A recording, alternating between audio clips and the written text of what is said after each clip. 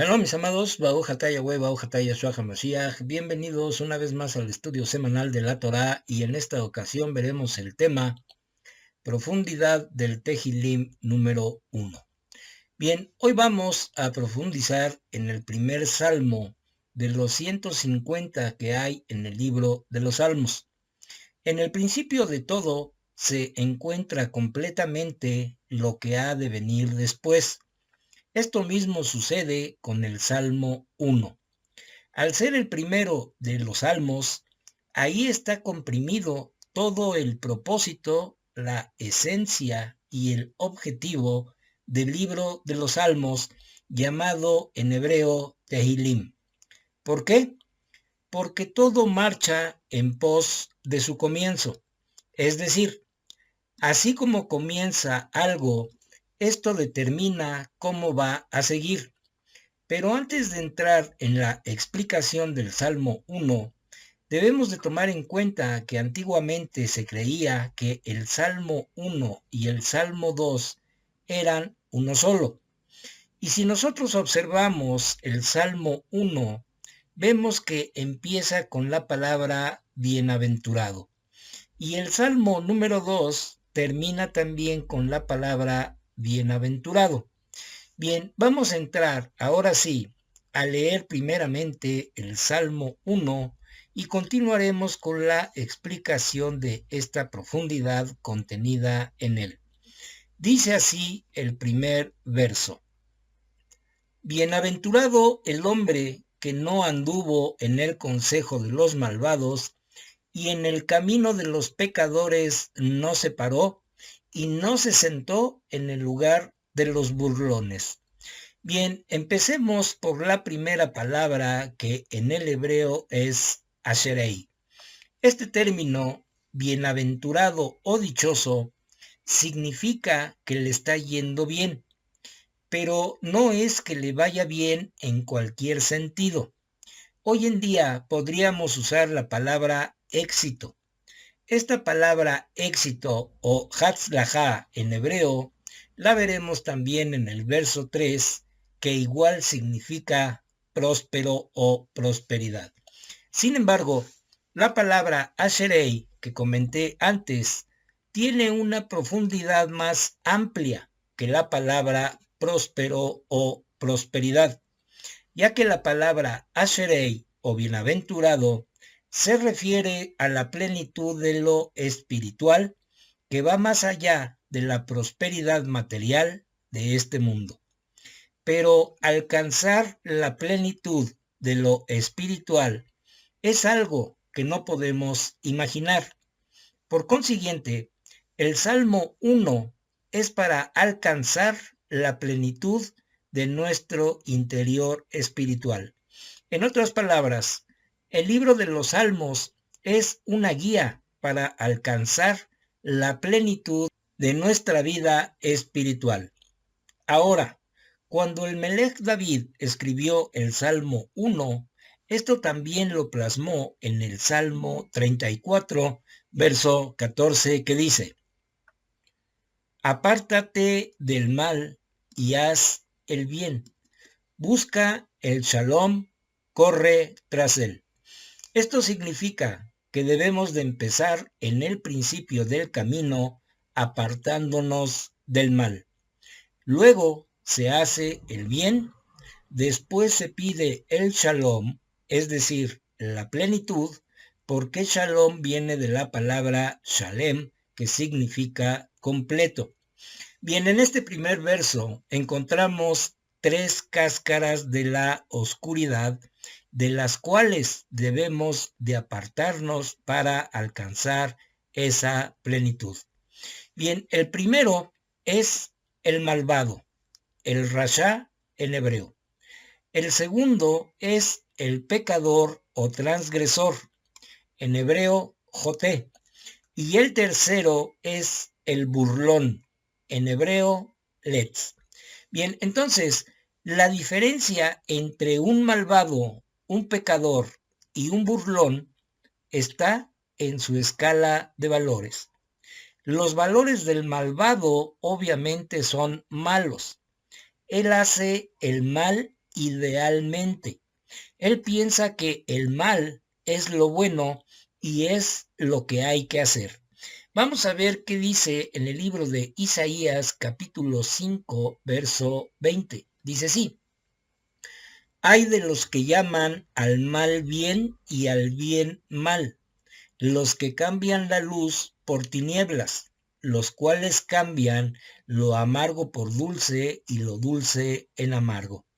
Sin embargo, el pecador puede que sea posible que tenga valores correctos, pero a nivel experimental falla, es decir, tiene ciertos valores, pero hace lo contrario. Y por último, tenemos al burlón, que se burla de todo, porque para él nada tiene sentido. Es decir, no es que no tenga valores correctos o incorrectos, simplemente no cree en los valores. Así pues, el malvado es aquel que pone sus valores antes de sus pasiones. Y en este sentido, está en un nivel por encima del pecador, pues el pecador es cierto que esporádicamente puede ser menos malo que el malvado, pero el malvado puede cambiar sus valores, que son más fáciles de cambiar, y convertirlos en valores correctos. Pero el pecador no está en sus propias manos. Tiene ciertos valores, pero no puede vivir y caminar según ellos. En este sentido, se encuentra en un nivel inferior. Por lo tanto, estaría primero el malvado, más peor el pecador, y por último, la cáscara más oscura es la del burlón.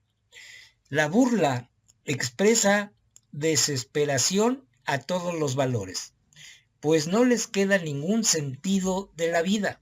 Por eso prefieren burlarse de todo y por todo. Para los burlones, todo es como una sombra, porque todo lo ven oscuro y sin sentido. Así pues, este Salmo 1 nos invita a no ir según el consejo de los malos valores, ni tampoco caminar, ni siquiera pararnos un momento en el camino, es decir, en las costumbres de los pecadores. Pero con los burlones ni siquiera te sientes en sus lugares de encuentro. Por consiguiente, estas tres cáscaras de oscuridad son las que tenemos que superar.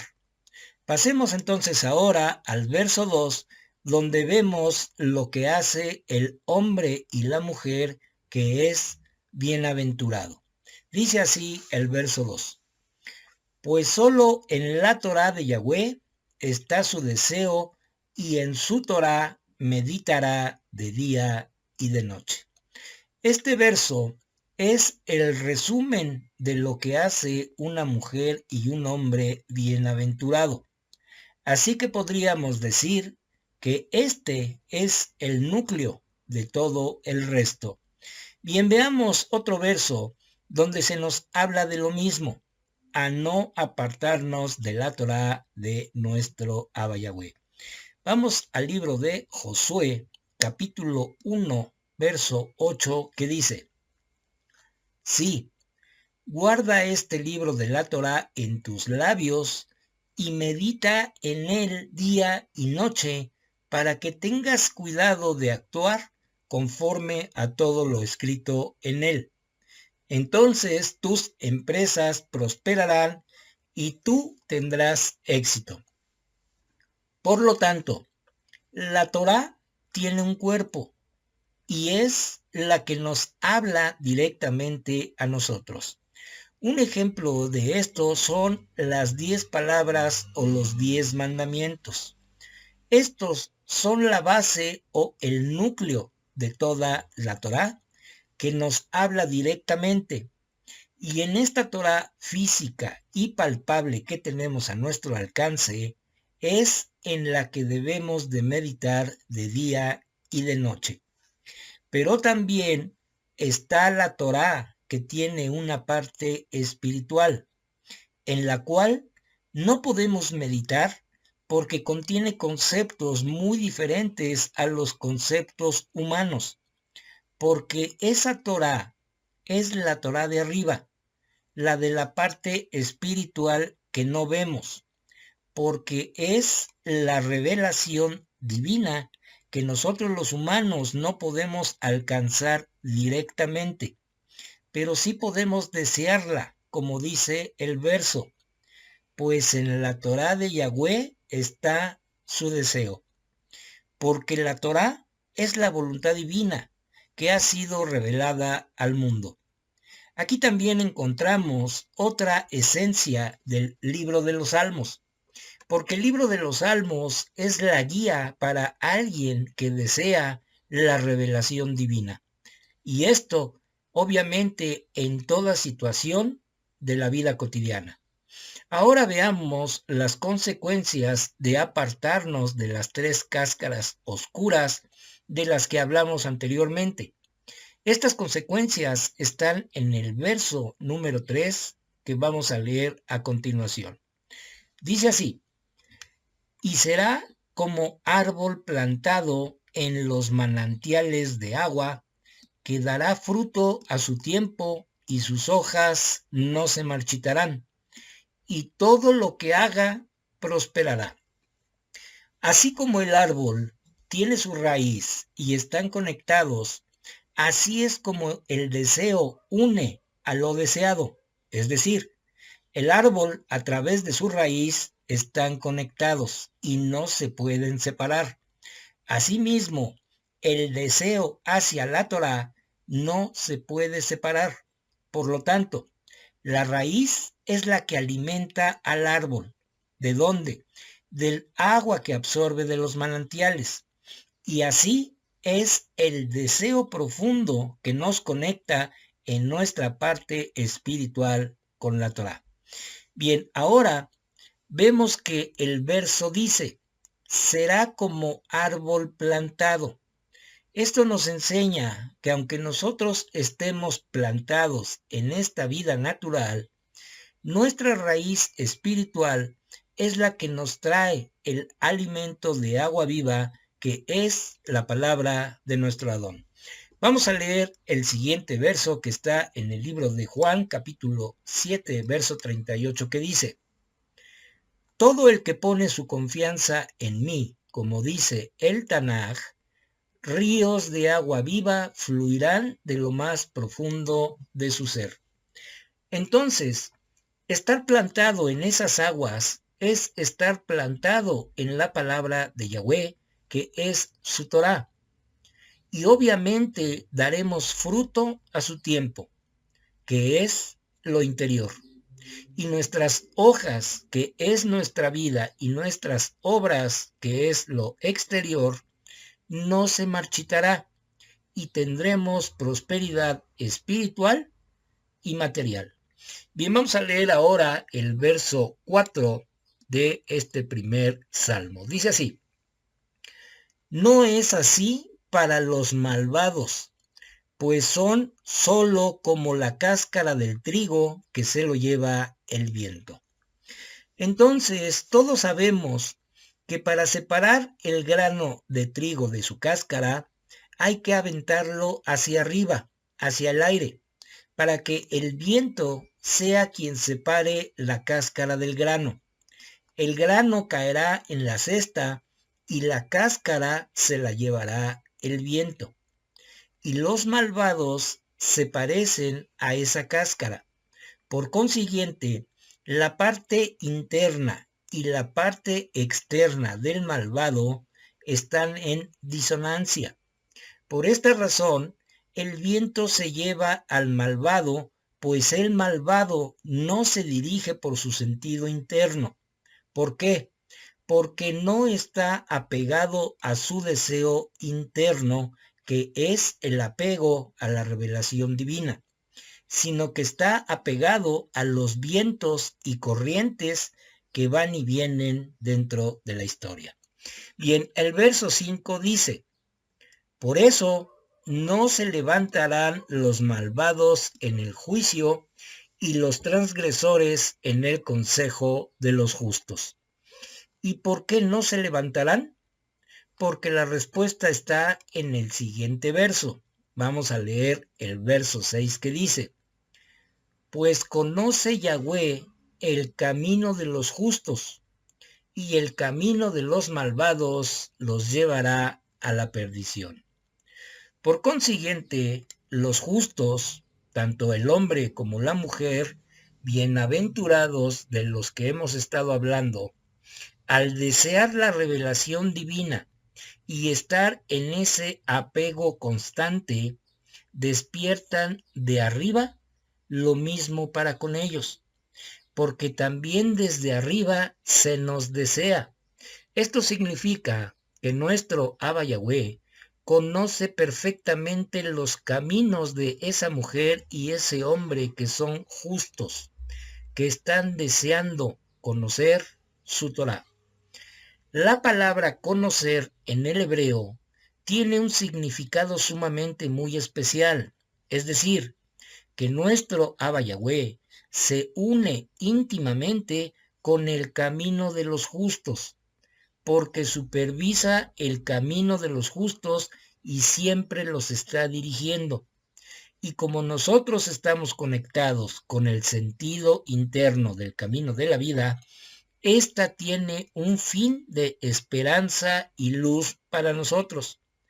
Pero como los malvados no lo están, quedan en manos de la casualidad, que es el transcurso natural de la historia. Pero como nosotros sí estamos conectados con el sentido interno del camino de la vida, tenemos esperanza y luz en nuestras vidas. Pero repito, no es así para con los malvados. Ellos no están bajo la supervisión divina y por consecuencia su fin es otro completamente y muy diferente al destino de los justos.